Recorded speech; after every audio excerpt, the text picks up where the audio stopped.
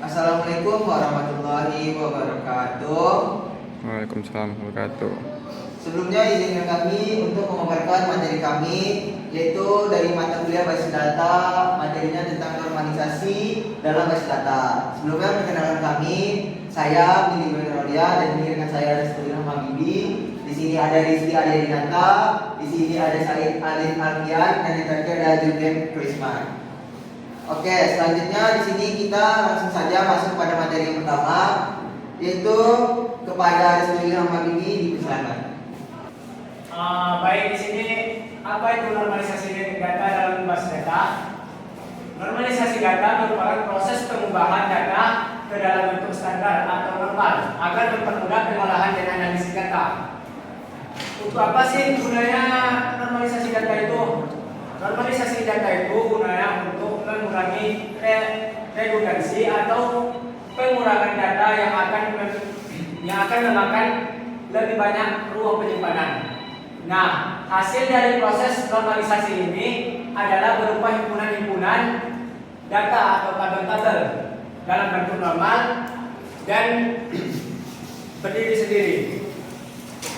Kapan normalisasi data dibutuhkan? Yang pertama, saat tahap awal desain basis data atau database. Karena pada tahap awal ini biasanya struktur itu masih fleksibel. Dengan normalisasi kita bisa memastikan bahwa tabel-tabel yang kita buat itu tidak mengalami tumpang tindih dan setiap data yang ada ditempatkan pada tempat yang tepat. Nah, yang kedua itu saat sistem memiliki data yang berulang atau duplikasi, karena data yang mengalami duplikasi memiliki size yang lebih besar daripada data yang tidak terduplikasi dan membuat kesulitan ketika ingin mengupdate basis data itu. Nah, yang ketiga itu saat sistem mengalami perombakan atau diperluas fiturnya. Ketika kita ingin menambahkan fitur seperti pencatatan riwayat pasien, apabila datanya sudah tersusun rapi, maka kita hanya perlu mengaitkan ke relasinya dan tidak perlu merombaknya dari awal. Seperti contoh yang ada di depan, dalam satu tabel pasien dituliskan obat paracetamol secara berulang, maka tabel itu mengalami normalisasi karena terdapat data yang mengalami duplikasi, yaitu obat paracetamol. Tujuan normalisasi data. Yang pertama, mengurangi redundansi. Redundansi adalah data yang berulang-ulang. Nah, normalisasi membantu kita agar data tidak disalin terus-menerus. Yang kedua, menghindari anomali. Anomali adalah keanehan atau error saat menambah, menghapus, atau mengupdate data. Contohnya, ketika satu data dihapus dan malah terjadi kerusakan data yang lainnya. Yang ketiga, memperbaiki struktur data. Normalisasi dapat membantu agar setiap tabel memiliki fungsi yang jelas. Jadinya sistem database dapat lebih mudah dipahami dan dikelola. Yang keempat, menjaga agar data konsisten. Kalau datanya ditulis di banyak tempat, bisa saja isinya berbeda-beda. Namun normalisasi mencegah hal tersebut terjadi, karena semua data utama cuma disimpan satu kali di tempat yang tepat. Yang kelima, memudahkan pemeliharaan. Database yang rapi gampang untuk dilakukan pengelolaan. Mau menambah fitur, menambah struktur, bakalan lebih cepat ketimbang tanpa normalisasi. Oke, baiklah. Selanjutnya di sini saya akan menjelaskan tentang tahapan-tahapan dalam normalisasi data. Nah, yang pertama yaitu ada first normal form atau 1NF. Itu mempunyai dua syarat. Nah, syarat yang pertama yaitu tabel tidak boleh memiliki banyak nilai ataupun multi value attribute. Contohnya itu memiliki misalnya ada kota Bandung dan kota Jakarta, itu di dalam satu sel itu tidak diperbolehkan. Lalu yang kedua, syarat kedua, setiap kolom hanya memiliki ataupun hanya berisi nilai atomik. Itu tuh nilainya hanya 1 dan itu tidak bisa dibagi lagi. Lalu yang kedua ada second normal form ataupun 2NF. Nah, persyaratan 2NF ini juga ada dua, yaitu yang pertama memenuhi persyaratan 1NF.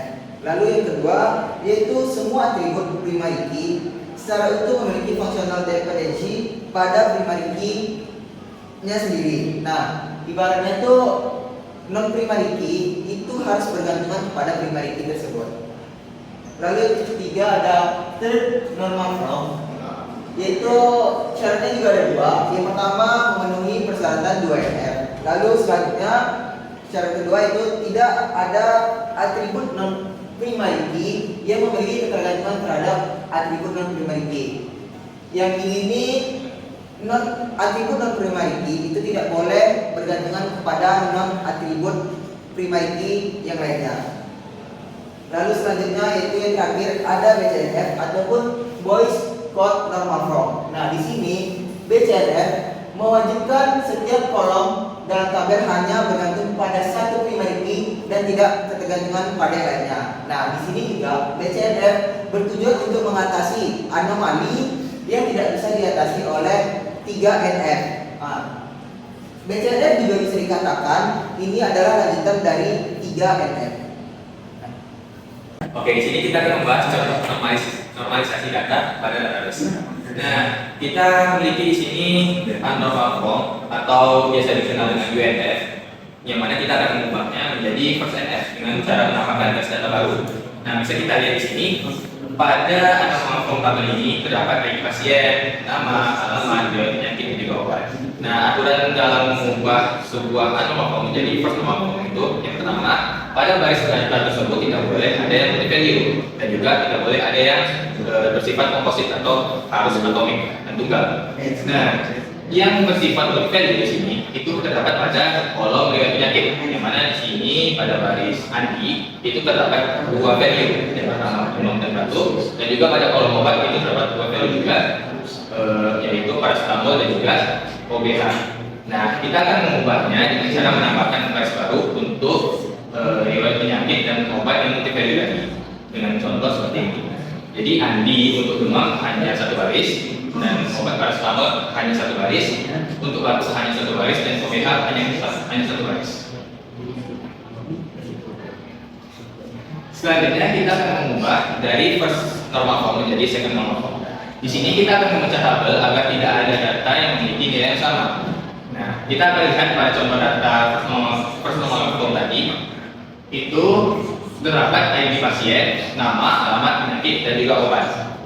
Kita harus tahu dulu syarat untuk mengubah menjadi second normal form itu harus yang pertama memenuhi persyaratan first normal form, dan juga yang kedua setiap atribut yang non memiliki harus memiliki functional dependency secara utuh terhadap primeriknya sendiri. Nah, kita lihat ini yang primeriki yang mana? Yang primeriki yang ID pasien. Lalu yang non primeriki yang mana? Yang nama, alamat, penyakit dan juga obat. Kita bandingkan satu-satu. Apakah nama memiliki ketergantungan dengan ID pasien? Jawabannya iya, karena masih dalam satu himpunan data pasien. Lalu yang kedua, alamat. Apakah alamat memiliki ketergantungan dengan ID pasien? Jawabannya iya, karena masih dalam himpunan data pasien. Lalu ada penyakit. Penyakit apakah memiliki ketergantungan dengan ID pasien? Jawabannya tidak, karena tidak memiliki keterikatan antara kedua data tersebut. Lalu obat, apakah obat memiliki ketergantungan dengan ID pasien? Jawabannya tidak, karena obat tidak memiliki keterikatan antara data pasien dengan obat yang diberikan. Nah, untuk dua atribut terakhir tadi, yang penyakit dan juga obat, itu harus kita bisa menjadi sebuah tabel yang baru. Yang mana pada contoh di sini kita mendapati dua tabel. Yang pertama tabel pasien dan juga tabel riwayat penyakit. Lalu kita akan memecah lagi tabelnya ke dalam tahap third NF, yang mana dengan mengubah menjadi third NF kita harus mematuhi syarat. Yang pertama harus mengikuti persyaratan second NF.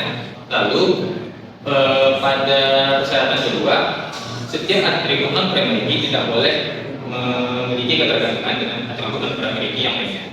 Contohnya di sini pada tabel pasien kita memiliki atribut yang memiliki berupa nama dan juga alamat. Kita lihat apakah nama dan alamat memiliki ketergantungan? Jawabannya tidak, karena nama yang hanya nama dan alamat hanya nama. Beda lagi dengan alamat dan kelurahan. Ya, berarti untuk tabel pasien tidak ada perubahannya.